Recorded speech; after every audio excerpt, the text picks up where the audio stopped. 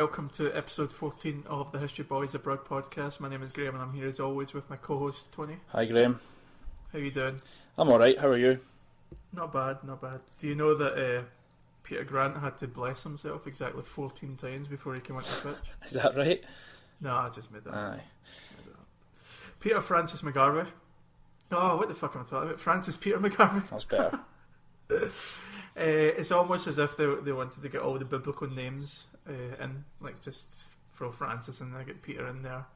It's the same when I was getting named. My middle name is Mark because my mum wanted a Bible name in there, so I think that's what the McGarvey parents were going for. Yeah. Your idea to do Francis or Frank McGarvey, why did you want to do it this week?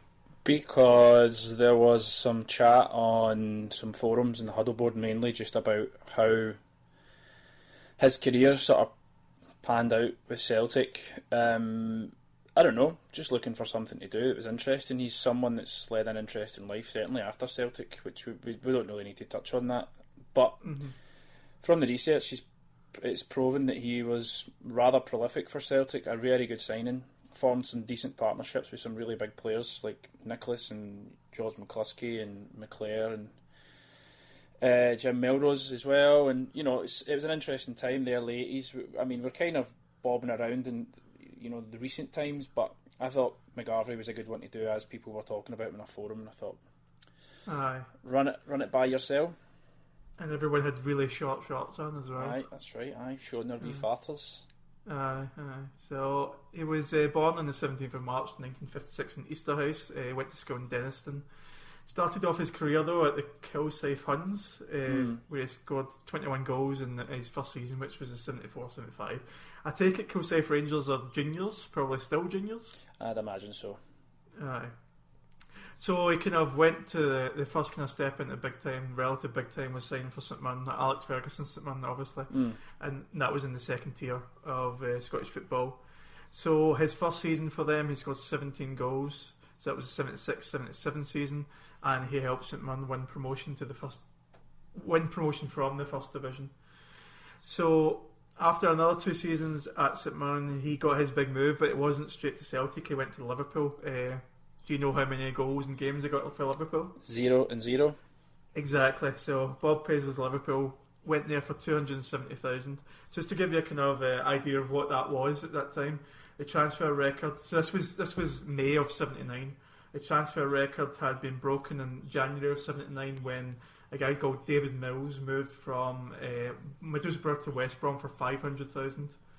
So he was about half of that. But then again, February, so a month later, after the transfer record was broken again, when Trevor Francis, obviously the first £1 million player, moved from Birmingham to Nottingham Forest. Got a fun fact for you here. Sure. The only time the British transfer record and the world transfer record was broken by a Scottish team happened once. Can you tell me which team it was? What's the question? Sorry. So the British and the world transfer record was only ever broken and held by one Scottish team. Can you tell me who, when, that kind of thing? Well, we're going to be talking about this time, and I want to say maybe Aberdeen or Dundee United. I have no idea who, but Aberdeen and Dundee United seem to be doing quite well in that period. That's a good guess, but it wasn't. No, it was actually Falkirk in 1922. Oh, for and fuck's it was sake. They signed a guy called this is such a 1920s name for a footballer, Sid Pudfoot. They signed him for $5,000 from West Ham United. So yeah, the only time Scotland's been involved in the world transfer record. So he was at this time going to Liverpool. He was the most expensive Scottish player ever. And that he stayed that way for 4 months until Andy Gray went from Aston Villa to Wolves. Blew the record out the water actually by moving for 1.4 million. So as we said, 0 goals, 0 games for Liverpool. 10 months later, he decides he needs to move on again, and this is when he signs for Celtic. So on the 11th of March 1980, he signs for Celtic 1 month before his 24th birthday. Not bad. So Celtic at this time, I mean Celtic in the 70s was actually obviously pretty good. We'd ended in 74, the nine in a row had ended. We got another kind of a couple of league titles. Jock Stein got his last one, and Billy McNeill got his first. So 77-78 season ends with Jock Stein leaving the club and Billy McNeill being handpicked by Jock to be his successor. Yeah, that's right. We had 5 Scottish Cups and one League Cup win in the 70s. Obviously, we never have a great time with the league. And in this season, where McGarvey comes in, the squad's looking like this with Tommy Burns, Dom Sullivan, Mick Conroy, Roddy McDonald, Peter Latchford, Jonas Edvilson, Roy Aitken, David Provan, George McCluskey, Danny McGrain, Bobby Lennox, Murdo MacLeod, Johnny Doyle, Alan Snedden, Jim Casey, Tom McAdam and Vic Davidson. Doesn't seem to be too different from the 82-83 season that I'm going to cover. It seems like a couple of additions aside, it's more or less the same spine of the team. Yeah, and obviously from in that team you've got a few really, really good players. I mean, some legends in the squad, and obviously some like not so legendary. But I mean, it's always going to be that way. So his first game for Celtic comes on the 12th of March. It's a 2-8 draw with St Mirren at Celtic Park. He then goes away to Kilmarnock, 1 each. He doesn't get on the score sheet. He can't play the next game, which is a 3-0 defeat to Real Madrid in the European Cup, and that's the game. That's the tie. We went out 3-2 in aggregate. Why can't he play? I think it must have been a cup, maybe like a cup registration thing at that time, where you maybe had to be registered for a certain time. I don't know. That would make more sense, probably. Aye. So he's back in for the 4-0 game against Hibs, and he scores in the 63rd minute. Apparently it was a fine cross from David Provan. It was a header from Frank McGarvey, and then he, quote, cartwheeled his way across the pitch in delight. I can't really imagine what that would look like, but it sounds pretty kind of exciting. Mm-hmm. So the next game was his Hun debut, and he scored the winner in a 1-0 victory 5 minutes from time. It was described as a header from after an Aitken surge. I don't know what that Aitken surge looked like, but yeah. So Aitken surged up the park, and McGarvey scored the header. I think McGarvey had quite a habit of scoring important goals in big games, especially with his head. He seemed to score quite a lot with his head. It's interesting because he wasn't the biggest of guys, but he seemed to have this aerial prowess where he would spring up from. It's kind of like Larson. Larson was like that, like spring heeled. He would just pop up and score these awkward, unorthodox headers that nobody else could really do. And I don't know if you managed to watch any of the goals or you found any of the goals, but you could see or you saw them. But I managed to see quite a lot of these goals through the research or whatever that we've been doing, and he did score some amazing headers. Like he scored a lot of headers. So he seemed to have a really good sense, or like a really good positional sense, a really good instinct of making space in the box. Yeah. So I mean, obviously, lots of different strikers will have different talents nowadays. That kind of talent's not really required as much because forwards are expected to do a lot of work outside the box and be able to take things on and stuff like that. But obviously, when you've got the two up front, having one player that can get that space in the box and create those positions and I don't know, just get away from the defender. Obviously, that was very valuable and would lead to a lot of goals for him. So, let me ask you a question. Who was he playing up front with? He was a forward for the most part. We know that. Yeah. So at this time, Charlie Nicholas hadn't made his debut yet. So Charlie Nicholas would come into the squad, come into the first team at the beginning of the next season. So you've got players like George McCluskey that he would have been alongside. Aye. Bobby Lennox was still in the squad as well. So. Kind of, it was a kind of change in the old guard into the new guard at this time. So there was a kind of he was playing with a few different players up front, and actually this was a bit of a false dawn for his career because he was going on to have a barren spell for the rest of that season. Celtic scored 14 goals in the next few games, and he was playing, but he just wasn't getting a goal. We went on to finish that season second, 1 point behind Aberdeen. So it was a very close call. Perhaps if he'd been among the goals, we would have maybe. Perhaps if he'd hit the ground running a bit better, maybe we would have got. Yeah. Overtake Aberdeen and get the league, but who knows? It's probably worth pointing out that the manager of Aberdeen at this point was Alex Ferguson. Mm-hmm. So he'd moved from St Mirren. Everyone had left St Mirren, basically leaving them barren as they always are. As they stand. So we're into now moving into the 80-81 season, and this is McGarvey getting his first full season. So 2 games in, McGarvey gets off the mark with a brace away to Kilmarnock, and then he hits a hat-trick to, this is going to be fucking hard to pronounce, a European team called Dioskior Miskola. And where are they from? I assume it's the fucking Eastern Bloc. I think maybe Russia with a name like that, or Ukraine. And this is the Cup Winners' Cup. So this was the first European hat-trick that a Celtic player had scored since Willie Wallace in 1970. So it's taken 11 years for another Celtic hat-trick to happen in Europe, and it was Frank McGarvey who got it. Excellent.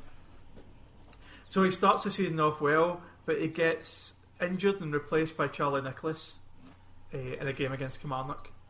And this is really the advent of Charlie Nicholas, and it probably went a great deal to overshadowing Frank McGarvey for the next kind of, I don't know, season and a half. Obviously Charlie Nicholas was Champagne Charlie, he was getting a lot of the attention and stuff like that. Frank McGarvey was doing a lot of the work beside him in most games. Sorry, were you going to say something there? Something that I came across when I was doing the research was that he seemed to be overshadowed by other players a lot. He was very consistent.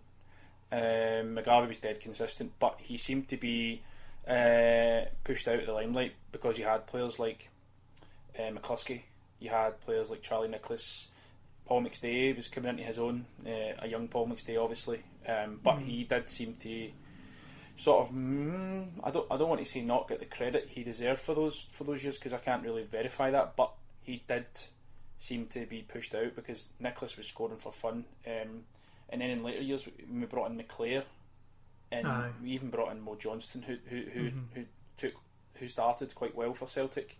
So it seems like he was always kind of the second or third guy, not the most important guy, although some people could argue that he was, but just basically backing up what you're saying, that he was sort of in the shadows of more prominent Champagne baller players such as Charlie Nick.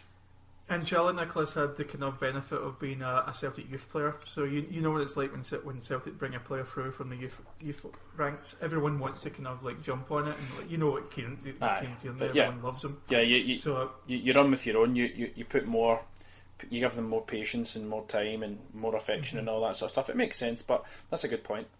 Yeah. So I mean, he gets a goal against Partick in the league. He gets a couple against Hamilton in the League Cup.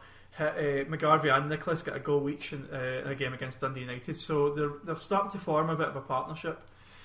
Unfortunately this time McGarvey gets sent off twice within 10 days. So once against a team called Politehnica Timisoara, I think a Romanian team in the Cup Winners' Cup, who actually put Celtic out that season, and then they get sent off in a league match against Partick Thistle, I think it is. Yeah.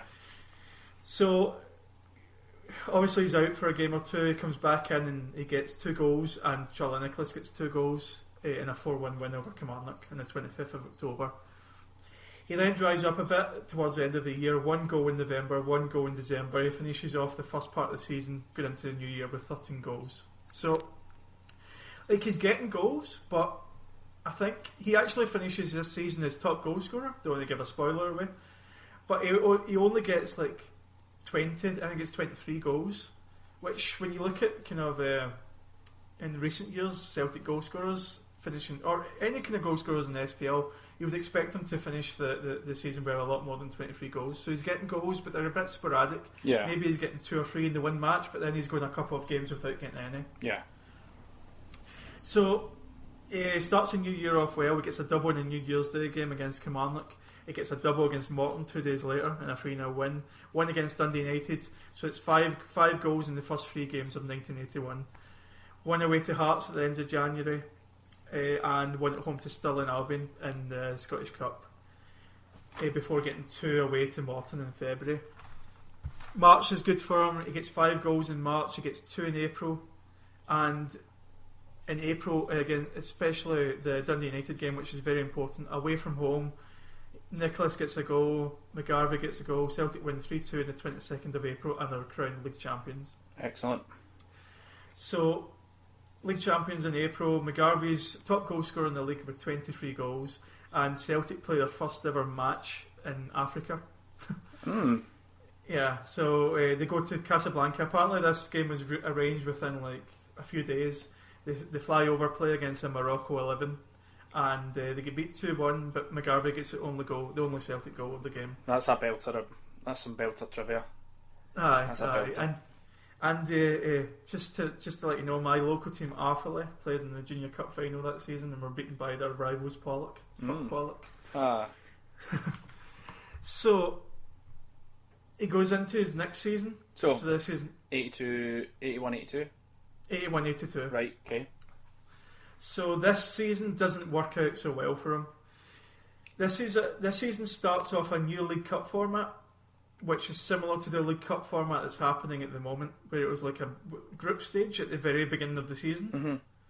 Celtic go into it and they get beat 3-1 off St Mirren. McGarvey gets a goal. We beat St Johnstone 4-1. McGarvey gets a goal. A double away to Hibs as they win 4-1. But they go out, they get knocked out of the group. St Mirren go through top. So Celtic are out of the League Cup by the beginning of August, or the end of August, sorry.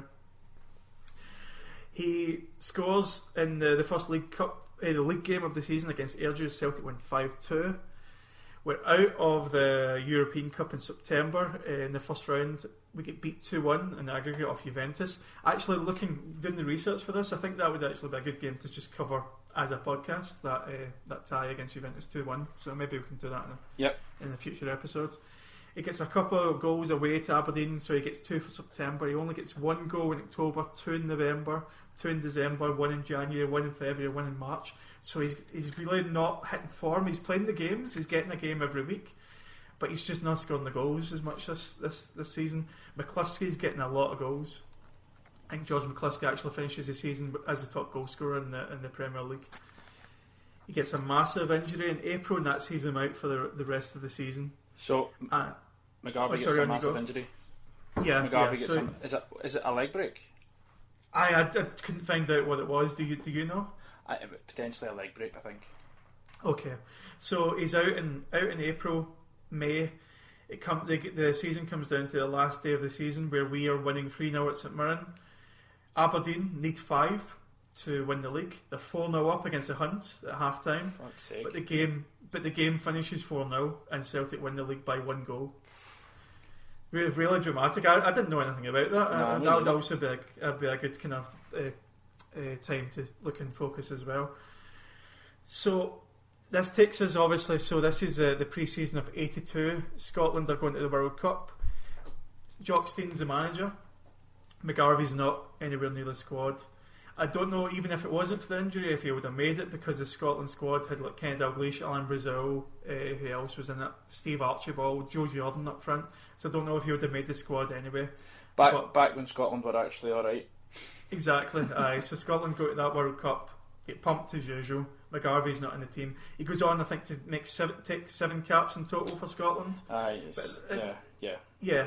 At this point in his Celtic career, he had a good start, and he'd fallen away in that second season quite a bit. Injury didn't help him so much, but even before the injury, he'd only scored a handful of goals in that season.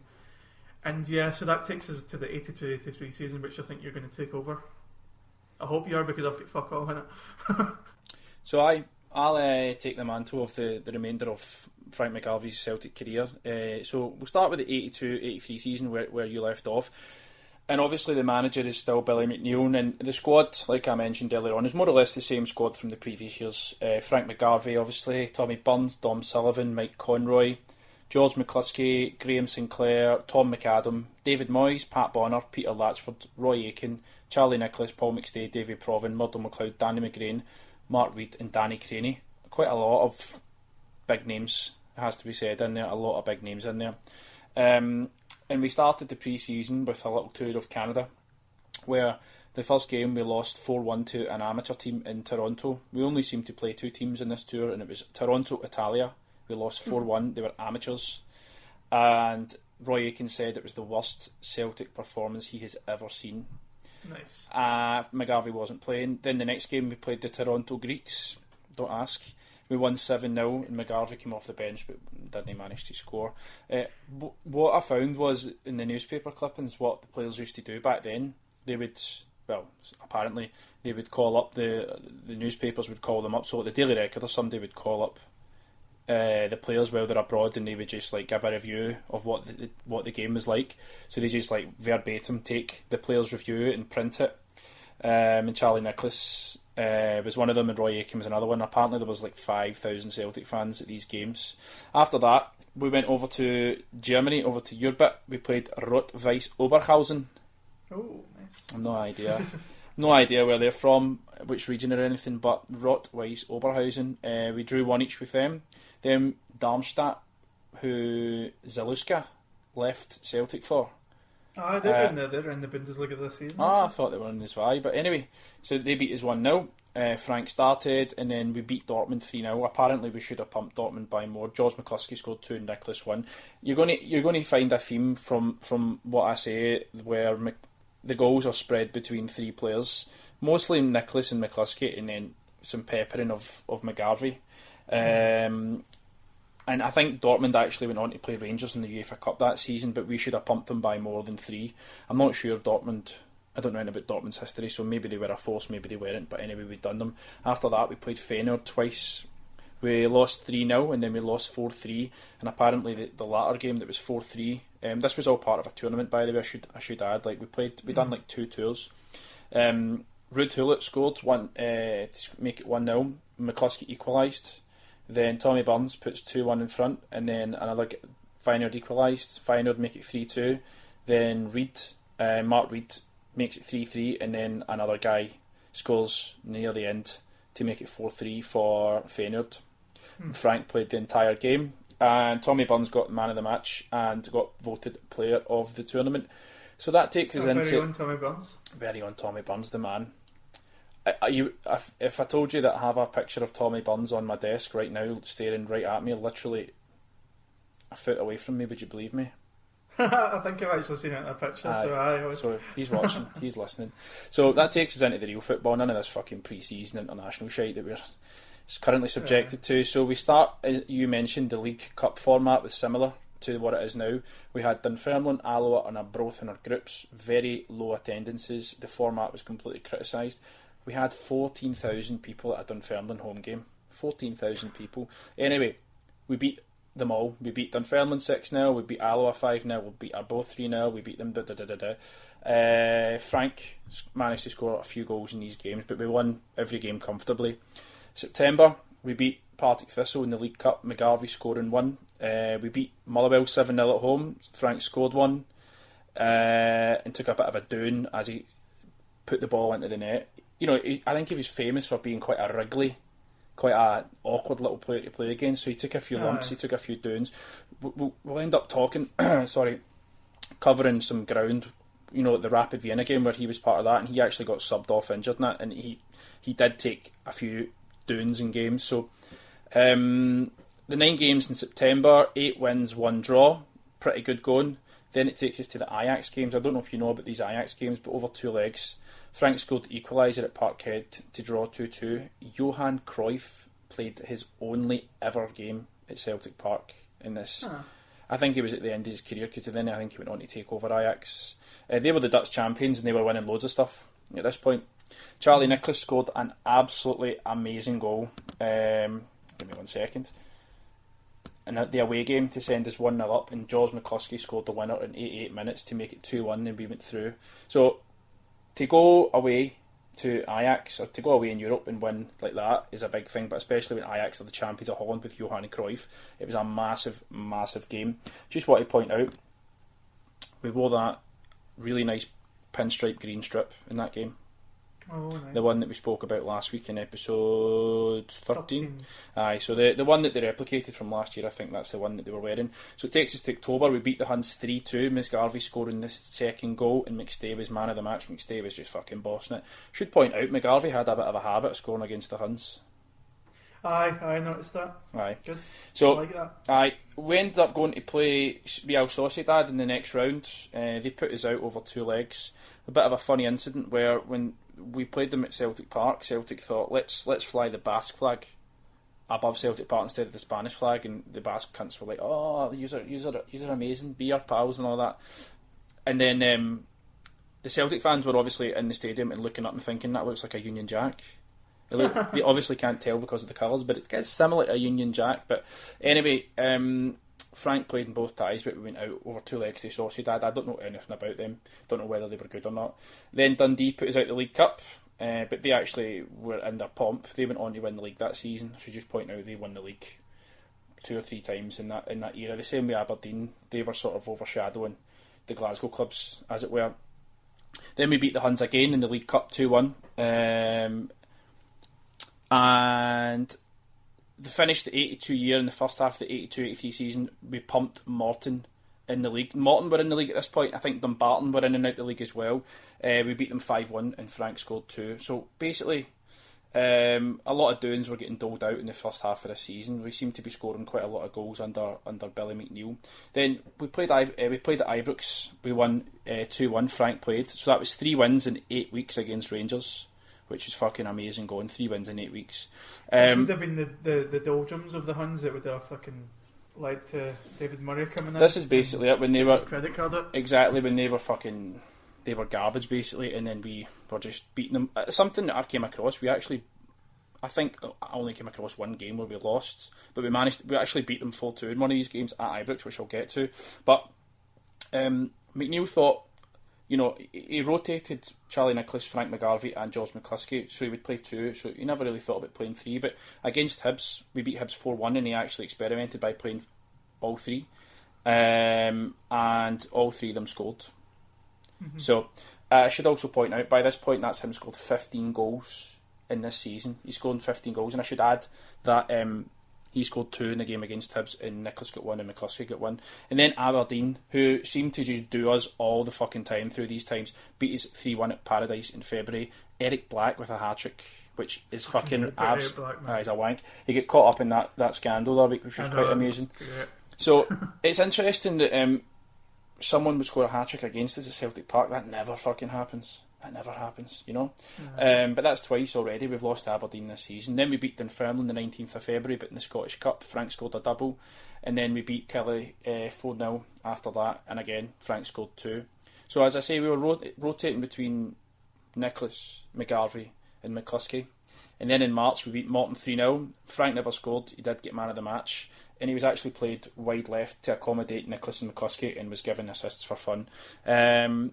There was a lot of hassle with Hearts. Now, Hearts these days is an issue for Celtic and the away support because it's quite a venomous stadium to play in.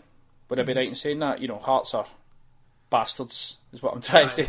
Basically, Hearts attacked our manager recently. So. Exactly. So, there was a lot of trouble with the Hearts games in this era that we're talking about, but we beat them 4-1.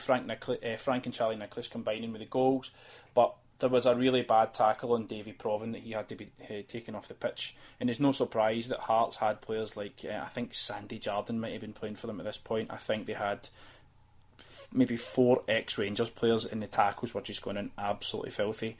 Ironically, if David Provan had been commentating on that incident, he probably wouldn't have seen it. Exactly, I know. Unbiased, honestly. But after that, we drew 0-0 with the Huns. As I say, the Huns never really seemed to get the better of us in the three and a bit years that I covered, so that was quite good. In April, we played 7-1-4, lost the rest. Aberdeen again in the Cup. Dundee United beat us at home, but on the 6th of April, we beat Dundee United 2-0 to go 3 points clear with 6 games to go, and Frank was on the score sheet. But then on the 20th of April, Dundee United with 10 men beat us 3-2 at Parkhead, and that was the night where it looked like we weren't going to be able to win the league. And Dundee United and Aberdeen, as I say, throughout this time were just a thorn in our side. They're consistently giving us a right good game. Obviously Dundee United are shite these days and Aberdeen are pretty good, but this basically was like 3 losses in about 8 days Celtic had suffered, which is obviously not good enough. But we bounced back after that. Kilmarnock 5-1, Morton 2-0, which was actually McCluskey's last game, and he actually went to Leeds. Now, as we always have to point out in these podcasts, is that the reason McCluskey left was maybe down to the board and him having a bit of a rift. So he left under quite negative circumstances, let's just say that, and off he went to Leeds. But he's another guy that's worth doing a podcast on somewhere down the line, because he scored a lot of goals for Celtic, and I'm not really sure. Like our generation and even the younger generation might know about George McCluskey, so it's maybe something to think about So then in May, we beat Rangers 4-2 at Ibrox. Now, I don't know if you know anything about this game, so I'll ask you, do you know how it panned out? Any anecdotes, anything about it? No, I don't think so. Right, okay. I don't think I know anything about it. So obviously when you go away to home to your biggest rivals and you're losing 2-0 at half time, that's pretty much it. You would expect, right, so the 2 goals Rangers scored were just total deflections, as in the ball was going in the top corner and it clipped off another guy, a defender's heel, in the opposite end of the goal. So there's no way that the goalkeeper would have made the save. So 2-0 down to 2 absolutely wicked deflections. But then at half time, I actually watched this game, and then I was listening to interviews with Davy Provan, Billy McNeil and Tommy Burns. And Billy McNeil was saying, listen, I wasn't angry with the boys, I wasn't angry at the performance because I thought we were playing well, we were just very unlucky. And then it cut to Davy Provan in the interview, and he was saying McNeil was giving his team talk, and then McNeil stopped and said, listen, and apparently the Celtic fans were belting out, "You'll never walk alone." And then McNeil was like, listen, you need to listen to what they're saying. They're out there for you. They're going to will you on to win. You need to go out and play for them. And that was kind of the end of the team talk. So then they went out. Celtic were out maybe 1 or 2 minutes early before the kick-off, and then they were still waiting because the Huns came out late. But Tommy Burns said the Celtic players were standing ready to kick off, waiting for the Huns, and they were just watching the Celtic fans singing "You Never Walk Alone," and that gave them a rocket up their arse. And it was like that was it. They knew they were going to go on and win. They went on and won 4-2 goals from McGarvey, McAdam, and then 2 from Charlie Nicholas, who was about to go to Arsenal. This was his last game. I'm pretty sure it was his last game. 2 goals to go out and score 4 in the second half is just fucking incredible. Brilliant. So the fans interrupting the team talk, sort of a call to arms. It's kind of similar to what we were talking about. The fans giving the team talk, man. Exactly. It was similar to what we were talking about against the Man City, in the Man City game, where the Celtic fans sort of stood up and made themselves heard, and then the players responded. But I should point out we got a couple of penalties in that game, and one of them was extremely soft. Which at Ibrox, I know, man, I know. I had a good look at the referee's surname. I couldn't quite place whether it was a goodie or a baddie, but anyway, or something. Potentially from Giffnock. He was from Giffnock. That's all I can remember. But Giffnock, the hotbed of Timaru. I know. So we managed to come back and equalise, and then went on to win the game. But I think this was the game. This was one of the last games of the season. That in fact, this was the last game of the 82-83 season. And we lost the league during that game because Dundee United beat Dundee to win the league by a solitary point. But the performance by Celtic, obviously we were playing that game, we were trying to win that game to win the league, but it wasn't to be. But to go out in that style was pretty impressive. So we lost by 1 point, and then that was, I say, Champagne, I can't even pronounce it, Champagne Charlie, he was off to Arsenal. That takes into the 83-84 season. Frank, in the 83-82 season, finished with 26 goals, but Charlie Nicholas had scored 48 goals. And as I say, he was off to Arsenal, and then the rest was history. Obviously, he comes back to play for Celtic later in his career, but we're not going to talk about that.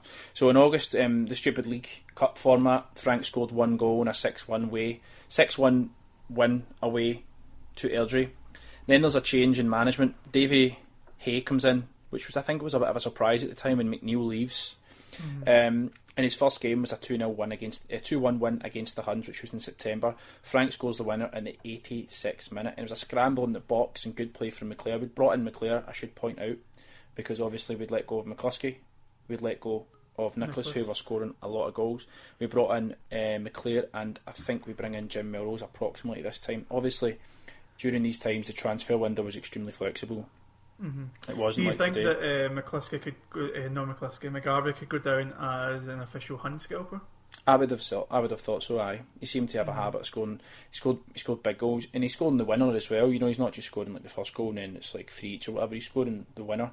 I think he scored again in November against them to win the game. So, but the goal that he scored in this game was the sort of goal that probably wouldn't be allowed now because the goalkeepers get too much protection. But if you look close, the goalkeeper doesn't even get touched at all. He just sort of rides about. But I think the biggest thing in this game was Paul McStay and how instrumental he was, and also his brother played in that game. I think that was the first time that 2 brothers had ever played against the Huns. So there you go. Nice. So Melrose comes in.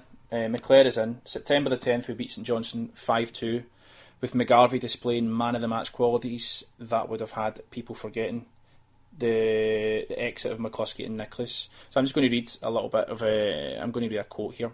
Again, Celtic came from being a goal down and eventually went in as 5-2 winners over the newly promoted St Johnstone. Melrose, Burns and McGarvey got the goals, but the man who emerged as the hero of the Celtic fans was Frank McGarvey. McGarvey left the field to allow McClare a bit more match practice before the European test. The ovation he was given could not have been bettered. McGarvey has always been popular with the Celtic support. He scores goals, but perhaps as important is the work that he does for others. Terrible English here, as an English teacher myself. He is an unselfish team professional. His running off the ball often creates space for those around him, and his work on the ball and unpredictable style make him very unpopular with defences. I was reading something, maybe on the huddle board, where I think McGarvey's legs were like famous for being kind of rubbery. Right. And like sometimes he didn't even know which direction he was going to go in. You know, like the top half of his body didn't know, but his legs knew, so he sort of had to catch up, and the defenders had no chance. I'm trying to think of a more modern player to kind of compare him with, and he sounds like a better Tommy Johnson. That's a bit bold. I don't know. It's just I can't really think of any others. Maybe like a smaller Chris Sutton. Nah, Chris Sutton was a basher, wasn't he? He was a scalper. That's what I mean. Like just a kind of smaller version of him. It kind of gets into the kind of awkward places and stuff like that, and does hard work. Yeah, maybe. It's I'll think about that and get back to you. I mean, we can compare him with alternate. It doesn't have to be a Celtic player, but he seemed to be a bit of a handful for defences. And as I say, he could play up front or he could play out wide, and he was problematic. He could score goals with his left foot and right foot and his header. He was kind of an all rounder, which Paul Dickoff. No. Just wanted to say that name. No. So we're in the UEFA Cup and we're playing Aarhus of Denmark. Aarhus. And we win the first leg 1-0, and then we beat them 4-1 away. But McGarvey was all over this game. His influence just was right through the game, twisting and turning. He set up McLeod for the opener, so we're 1-0 away from home. Then his own goal was an absolute fucking beezer. He scores a solo goal. He sort of picks the ball up from before the halfway line and runs, and then plays an amazing 1-2 with Melrose, and it's ridiculous because Melrose clips the ball first time and it lands between two defenders, and Frank just sort of runs in and sweetly lobs the goalkeeper. Absolutely brilliant. He was described as fearless Frank. And one other thing I should point out about this, he was just back from an injury where he'd received quite a lot of stitches for a gash. So he was bandaged up, and it was quite a brave thing to do. But anyway, he went on and he was man of the match and scored that amazing goal and got some assists. So that takes us up to the next game we were playing in October. Now, I'm going to talk about the European thing here again. It's a UEFA Cup. We're playing Sporting Lisbon. We have covered this a little bit. Who's the manager of Sporting Lisbon? Is that Eusebio guy? Are you joking? No, it's Thingment. It's Crankier, is it? Is it Crankier? No, you're talking pish, mate. Dr. Joe? Dr. Joe, of course. All the fucking the podcasts are running into one at the moment. So. Yeah. And I'm still recovering from the fact you said gash on the podcast. Aye, no, that's a good word to use. But so we play Sporting Lisbon, we lose 2-0 away. Dr. Joe's in charge. We covered him in episode 12. Aye, episode 12 of the podcast. So we're on episode 14. You can get that episode on Hail Hail Media. So we lose 2-0. And I'll get to the return leg, because the return leg is a game that we should cover in a separate podcast. Cool. Then after that, we beat Hibs 5-1 to go top of the league on the 29th of November, the 29th of October, after quite a poor, sketchy run of form for the month of October, which takes us up to November 2nd, Sporting Lisbon at home, UEFA Cup second round. Joe Vengelos is the manager. We wore our away top, which I thought was strange because we played at home. Obviously, Sporting Lisbon are the other big team that wear the green and white hoops, but we wore that lime green one. The one we spoke about. Yeah. We spoke about in episode 13, was it? Episode 13, mm-hmm. Last week's one, which was replicated by Nike. We won 5-0, 5-0, brilliant, at home to Sporting Lisbon. So we're losing 2-0 in the first leg, 5-0 second leg, 5-2. Exactly, a blank fucking nobody. So anyway, McAdam, McClare, McLeod and Frank scored the goals. 3 goals scored before half-time. Absolutely colossal.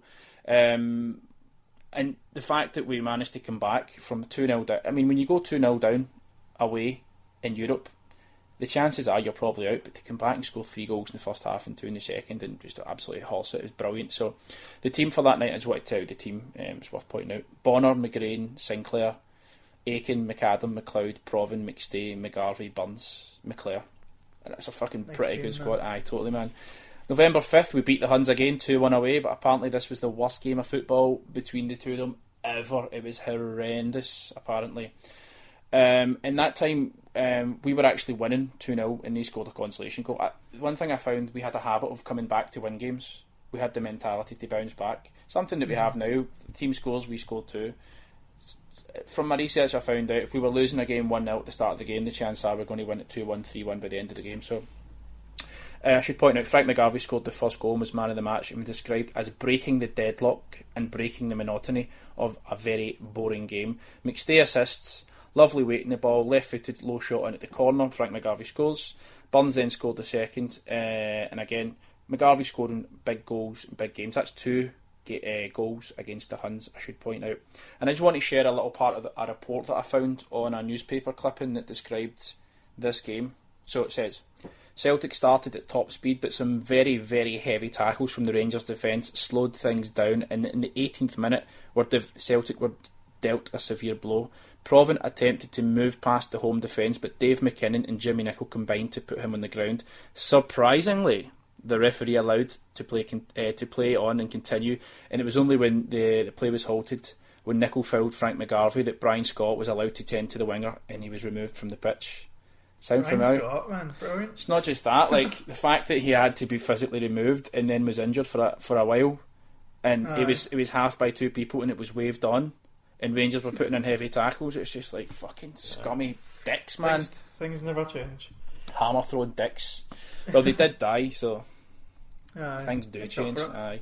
So after that, we beat Motherwell 4-0, McGarvey scoring 1, and then after that, we lost 4-1 to St Mirren, so a little bit of inconsistency. Then, obviously, the UEFA Cup run continues. We're playing Nottingham Forest, the UEFA Cup third round, but overall, they put us out. I think it was 2-1 overall in aggregate. Not much to mention in that. December, Aberdeen were top, we were second. Again, we draw with them. They just seem to keep taking points from us. Then we pumped Hearts. Got a good manager. Aye, they've got Fergie.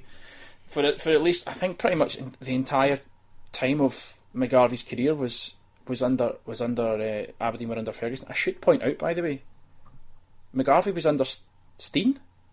He played under Steen for Scotland. He played under Bob Paisley, is it? Liverpool. Bob Paisley, Alex Ferguson at St Mirren. Mm-hmm. Billy McNeil and Davy Hay. Not many people can say that, if any. You know, that's amazing. So anyway, some collection. Aye, Brian McClare is scoring quite a lot of goals. And we play Hearts. We beat them 3-1 away. But the talking point of the game, McGarvey doesn't score, but McGarvey gets scudded with coins a lot. He was getting chucked. Things were getting lobbed at Frank McGarvey in that game, and that was kind of the highlight of the game, that people were going on and on about that. So, just proves that Hearts have always been fucking ratbags. So, Aberdeen are absolutely flying this season. They're absolutely, Aberdeen were in their, the best form they've ever really been in their entire history. 31st of December, we won a 1-0 game against Hibs with a shite own goal, but still, we win. 7th of January, 2-2 away to Motherwell. McGarvey, McStay score, and apparently Inter Milan are waiting to put £2 million bid in for a very young Paul McStay, which is interesting. But I don't think he'll go, man. I don't know about you, but I don't think he'll leave. Nah, very glad that he never left. So February 4th, lost again to Aberdeen, but we bounced back with 1 draw and 4 wins in the next 5 games, and then again we draw with fucking Aberdeen in the League Cup. So McGarvey scoring quite a lot in this time. He scored a double to beat St Mirren 2-0, and then in March we played 6 games. In that time we played Rangers, Aberdeen and Dundee United. All of those teams give us a game, and we only won 2 from 6, and we also lost to the Huns in the League Cup. This is when McGarvey starts to kind of fall out of the picture a bit at Celtic, and especially in this part of the season anyway. I don't think it was because he was unfit. I think it was because Davy Hay might not have fancied him. Jim Melrose took the mantle on and was scoring quite a lot of goals as well. But we did still manage to beat the Huns 3-0 at home in April, but that was overshadowed by a fan getting killed, a Celtic fan being pushed under a train after the game. Did you ever hear about that? Jesus, no. Nah, obviously we were very young at the time, like 1 or 2, but yeah, so a Celtic fan was pushed under the train tracks, like on the train tracks as a train was approaching as he was fighting with Rangers fans. So anyway, moving on. Yeah, it's not very nice, but again, he's in and out of the team, but Peter Grant makes his debut. Peter Grant makes his debut at this point. From one disaster to another. Yeah. And then in May, Frank only starts one game. Celtic lost the league and the Scottish Cup final, which he started in, to Aberdeen. So you can see that Aberdeen throughout this time were just fucking rampant. And that's obviously why Ferguson went on to leave and go to Manchester United and etc. It's amazing how much of a fucking voodoo they had over Celtic, though. I mean, from what you're saying, they were barely able to get anything of them.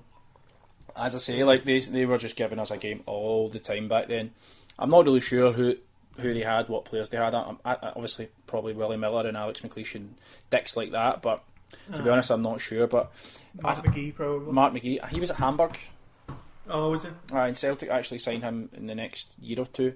So I don't know if Mark McGee was there, but I know he was definitely at Hamburg at the season I'm talking about. But was that Strachan probably as well? Strachan is another one that would have been there. Jim Leighton, Ian Jess, he was probably there. I'm only joking, obviously. But it seems like Davy Hay didn't have much faith in McGarvey, and he was in and out of the team. Aberdeen do the double, and they win the league by 7 points, which takes us nicely into Davy Hay's second season as the boss, which happens to be Frank's last season as a Celtic player, the 1984-85 season. So in August we started the league with 2 draws. McGarvey starts in both, so a very poor start to the league. I'm not going to mention any of the crappy fucking shitey pre-season games in this one, because there was about 8 different games in about 8 different countries, and it's just pointless playing against teams I've never heard of. Tommy Burns deputises as captain for the first time, so that was something that stood out for me. Then we drew 0-0 with the Huns, and then in August 4 draws in August, and that was including one friendly. September the 1st, 5-0 we beat Morton. McGarvey starting at this point? Is he getting games on a week-to-week basis? He is. The bench, or? Nah, he's getting games on a week-to-week basis, but he's kind of getting dropped sporadically and then coming off the bench. But in this game against Morton, he absolutely rinsed it. 2 goals, 2 assists for Frank. After, as I say, August was terrible. September, we start the 1st of September with a 5-0 win. Now, we seem to scalp Morton a lot during this time. Even when I was looking at it as well, we pumped them quite a few times. Yeah, absolutely. I think in one of the games we talk about, we beat them 7-2. So 2 goals and 2 assists for Frank. All 5 goals came in the first half. You believe that? All 5 goals came in the first half. But the attendance was only 12,123, which is fucking ridiculous, really. After that, we lost to Dundee United and then drew 1 each with Dumbarton. But Frank scored the goal in that game. I think during this time where the performances are starting to wane a little bit, we do beat Hearts 1-0 with Frank again, but it was a narrow victory. And again, he scored a header. And as I say, he wasn't the tallest, but he seemed to just have this natural predatory skill to put the ball into the net whenever he jumped up to header it, so that was something. We're playing Ghent in the European Cup Winners' Cup. We beat them 1-0, and then we beat Dundee 3-2 away. This is still in September, by the way. And then the Dundee game 3-2 away, we wore C.R. Smith for the first time, as we spoke about in the podcast last week. Okay. So we wore that in the Dundee away game. Then we beat Ghent 3-1 in the 3-0 in the home leg, and McGarvey led the line and scored twice. The first was in 40 minutes, which was an overhead kick by Aiken. Now, Aiken with an overhead kick is incredible. He's a defender. The keeper spilled a fucking earthquake when totally, man. He was a big boy, and then the keeper spilled it, and then McGarvey just sort of swept it in. The second goal was heavy pressure by Celtic, and McGarvey scores. It seemed like a really awkward goal. Loads of pressure by Celtic. McClare breaks down the wing, sort of beats the keeper and hits it for a tight angle, and it hits one post and rolls along and sort of bounces off the other, and McGarvey literally rolls the ball just over the line with his foot, and it looks like he's probably taken a bit of an injury with it, but he gets up and he's fine. So that's it. We win that leg, the home leg, 3-0 against Ghent, and we're in the next round. It was actually was reading the paper clippings for this one, and the press were talking about he's back to form. This is Mac the Knife, they were calling him, McGarvey, Mac the Knife. He's back to form, he's coming back, and he's doing very well for Celtic. It seems to be like a kind of Chris Commons, one season on, one season off. Maybe. I think Commons was maybe less consistent than him. I think McGarvey over the piece did score quite a lot of goals. I know you're going to tell me Commons has scored a lot of goals, but Commons has always been hot and cold. When Commons has been off, he's been awful, and when Frank McGarvey was off, he still seemed to score sporadically, but still seemed to get in the score sheet. Yeah, so. yeah, and he was getting a lot of assists. I couldn't really tell you about Commons' assist rate because it's never really something I've ever thought about, but when I think of Commons, I just think of long range digs and scoring a lot of big goals, but apart from that, I don't know if he does much. But anyway, McGarvey was just all over that game. He was man of the match. He drove Celtic, and then the next game we beat Aberdeen 2-1. McGarvey scores again, and then we sign Mo Johnston. Jim Melrose leaves, we sign Mo Johnston. We beat Dundee United and Hibs and Aberdeen in the month of October. That takes us into the Rapid Vienna game, which we done in episode 9. Now, as I mentioned in that episode and also in this episode, McGarvey took a sore one and had to be subbed. He actually got assaulted pretty much off that guy Keenast. The Rapid Vienna, the Viennese guy, just fucking absolutely destroyed McGarvey. McGarvey had to be subbed. So, takes us into November. Obviously, we know how that game went, the Rapid game. That was the first of 3 games. So, we're into November. We lose to Morton. David Hay wasn't even at the game because he was scouting fucking Rapid. I don't have anything to say on that. That's just pretty fucking stupid. And then, obviously, we play Rapid Vienna at home and we win 3-0. And we know how that goes. Then after that, we beat Dumbarton. McGarvey scores. We beat Hearts 5-1 away. We seem to dole out a lot of fucking doons to Hearts. They got cuffed a lot, home and away, by Celtic. That's good to hear, man. It's always good. It's definitely good to hear. McClare was really, really coming into his own, scoring a lot of goals. He scored a hat-trick in this game, 5-1 away, and McClare scores a hat-trick. Then we beat St Mirren 7-1, McGarvey with a hat-trick. He scored a hat-trick in 25 minutes. Not in the first 25 minutes, over a 25-minute spell, in the middle of the game. And people were scoring either side of him, so a 25-minute hat-trick, absolutely ruthless. And during this time, in this week, we're still waiting to find out what's happening with the Rapid thing. We don't really know what's going on. Are we playing them in Aberdeen? Are we playing them in Old Trafford? Is it being replayed at all? So there's a lot of uncertainty at this time, and we covered that in that episode. Then in December, we beat Dundee 5-1. Mo Johnston scored a hat-trick, so that's 3 hat-tricks in 3 games from 3 different players. McClare, McGarvey and Johnston, which is quite interesting. And in this game against Dundee, McGarvey scores as well. So he's, as you pointed out, he does score quite consistently. He is not as prolific as others, but he is scoring goals, popping up with little goals here and there, or scoring important goals. So we play Aberdeen. They beat us again 4-2, but Frank scores in that game, and then we beat Hibs, drew with the Huns, and lost to Dundee United at home, and that takes us up to 1985. So the end of 1984 was really fucking drab. We beat Hibs, drew with the Huns, and lost it to Dundee United, so it's not exactly ideal. We played the Huns again in the league. I'm not sure why we played them twice in 3 weeks in the league. I'm not really sure. Anyway, we won 2-1 away, and then the Scottish Cup third round, 2-1 at Hamilton. Frank scoring a double off the bench. He came off the bench and scored fucking 2, so there you go. Then we play Inverness Cali Thistle, who I think had just been formed and they were the low league. We beat them. He scores against them. He scores against Morton. Then we beat Aberdeen, and then Dundee beat us 2-0, which caused us a lot of problems in the title race. That's us taking up to March in 1985. We started with 2 draws against both Dundee teams. How are we looking in the league at this point? I think we're about second, approximately second. Cool. Okay, so March started with 2 draws against the Dundee teams. We then played Dundee in the replay because one of the games was a cup game, and McGarvey scored the opener, and we beat them. Then on the 23rd, we beat Morton 7-2 away, Frank with a double. As I say, he was scoring regularly, but McClare seemed to be the main man at Celtic. The same way Nicholas was under his time. As I say, he seemed to be sort of second fiddle to the main man. Like McClare and Johnson would have been a bit more kind of Hollywood as well, and I think McCluskey would have just been the kind of workmanlike and the kind of the third wheel. I would agree with that. And yeah, I would agree with that. Nicholas, as you say, comes through the ranks, and he's sort of showered with all this attention because he's hanging about with the models and all that, and blah blah blah. And then there's McGarvey coming in, but So yeah, that takes up to April.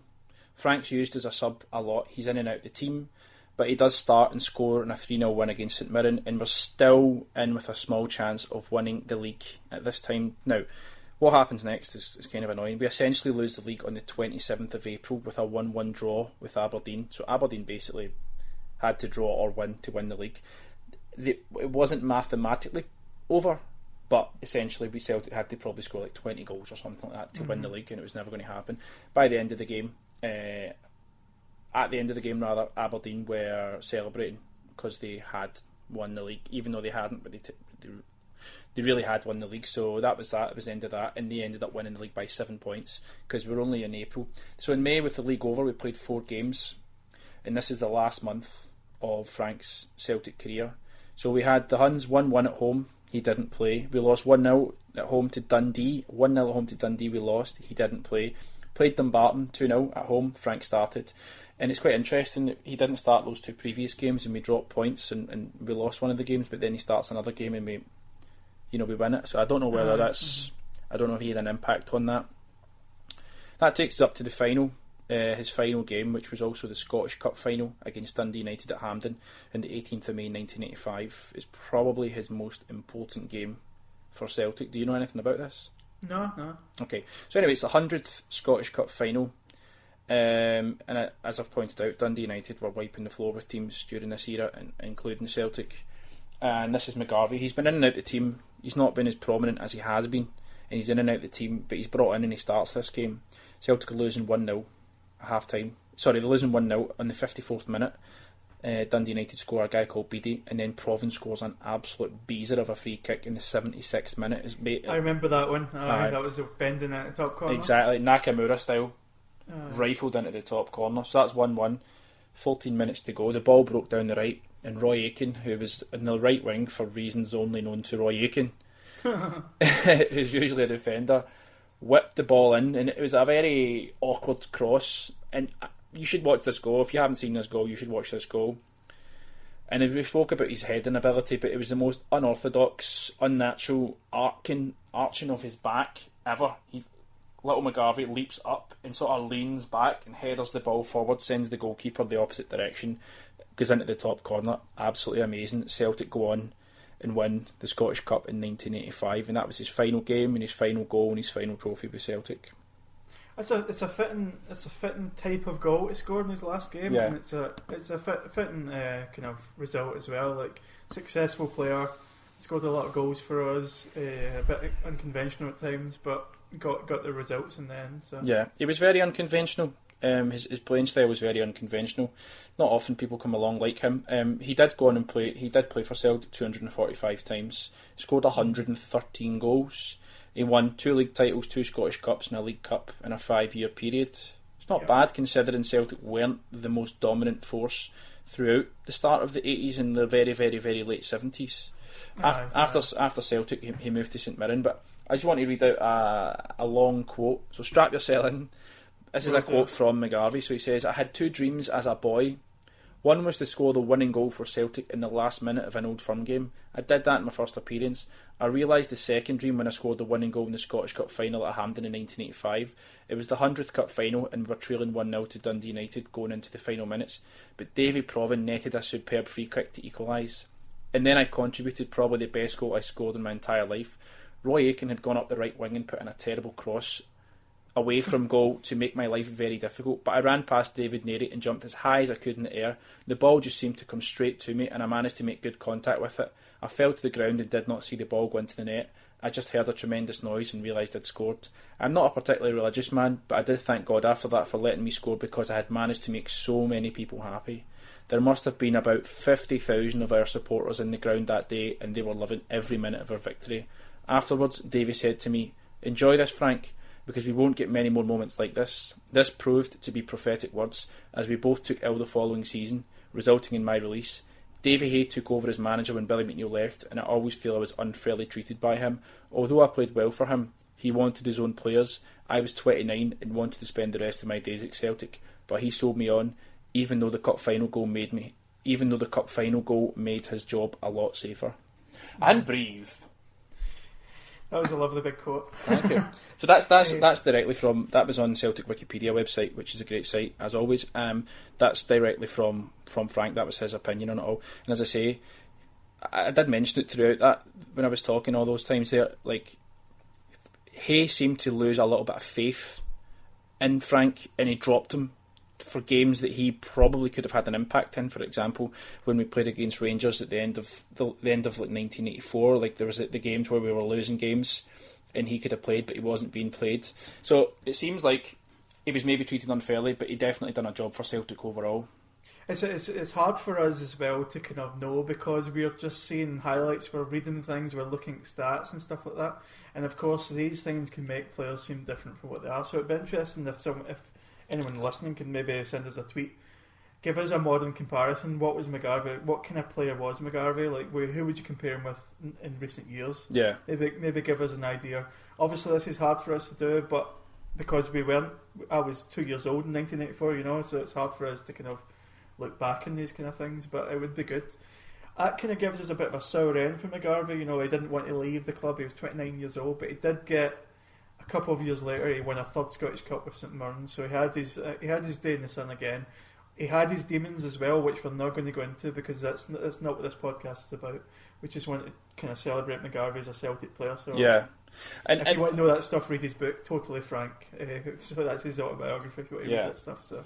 I think over the piece, over his 5.5 years at Celtic, he was an absolute success. Like, you can't deny. He scored, how many goals was it? 245 games and 113 goals. And considering the quality of players that he was playing, he was competing with for a starting position, is quite significant in my opinion. And he played in a team that wasn't winning everything, but they played in quite a good team as well. But overall, for me, Frank McGarvey he's not in the same bracket as certain players, like the Lions and stuff like that, but he's certainly in the bracket below that where he contributed to Celtic, won quite a lot, scored a lot of goals, scored important goals, and scored, especially the goal against Dundee United. It was, as he said, it was a dream of his to score it, and it is. Like, he scores this ridiculous goal, coming back from 1-0 down to win 2-1, score that goal, and he's a Celtic guy and all that. It's what dreams are about, man.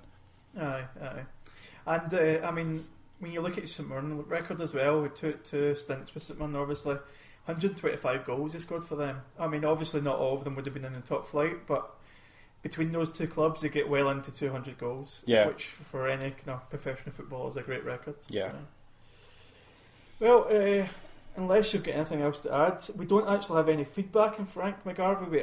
We asked a few times on Twitter, but nobody seemed to want to speak about him. I guess that's a bit kind of, I don't know, indicative of his unappreciated style as a footballer. No one wanted to speak about him on Twitter. So that's kind of why we do this, to try and shine a torch on players that have maybe not got the credit they deserve, or they're not known by a certain generation of the club, or the fans rather. So that's kind of why we do it. But he's absolutely worthy of a podcast for sure.